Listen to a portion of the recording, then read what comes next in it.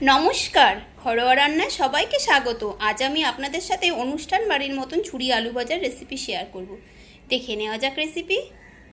ঝুরি আলু ভাজা বানানোর জন্য সবার প্রথমে আলুর খোসা ছাড়িয়ে জল দিয়ে ধুয়ে নিয়েছি পরিষ্কার করে। এবার একটা এরকম গ্রেটার নিয়েছি, এর ঠিক এই অংশটা দিয়ে আলুগুলোকে ঘষে নেব।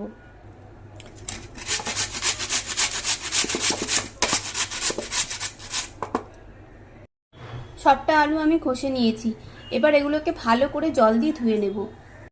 ধুয়ে নেওয়া হয়ে গেছে। এবার একটা এরকম ছাঁকনিতে দিয়ে ভালো করে একটু জলটা ছড়িয়ে নেব। ওভেন অন করে একটি কড়াই বসিয়ে দিয়েছি, তাতে দিয়ে দিয়েছি বেশ কিছুটা রিফাইন্ড তেল আলুগুলোকে ভাজার জন্য।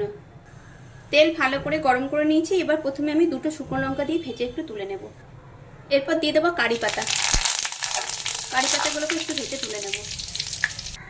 এবার বাদাম দিয়ে দেবো, বাদামগুলোকে দিয়েও ভেজে নেব।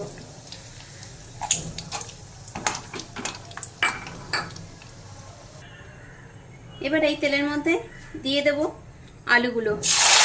আলুর মধ্যে আমি সামান্য একটু হলুদ মাখিয়ে নিয়েছি। হাই ফ্লেমে কিন্তু আলুগুলোকে ভাজতে হবে, আর অল্প অল্প পরিমাণ দিতে হবে, না হলে কিন্তু দলা পাকিয়ে যাবে। এই আলুটা মাখার সময় কিন্তু আমি নুন ব্যবহার করিনি, তাহলে কিন্তু নরম হয়ে যাবে। এবার আমি আলুগুলোকে তুলে নেব। প্লেটে সার্ভ করে নিয়েছি।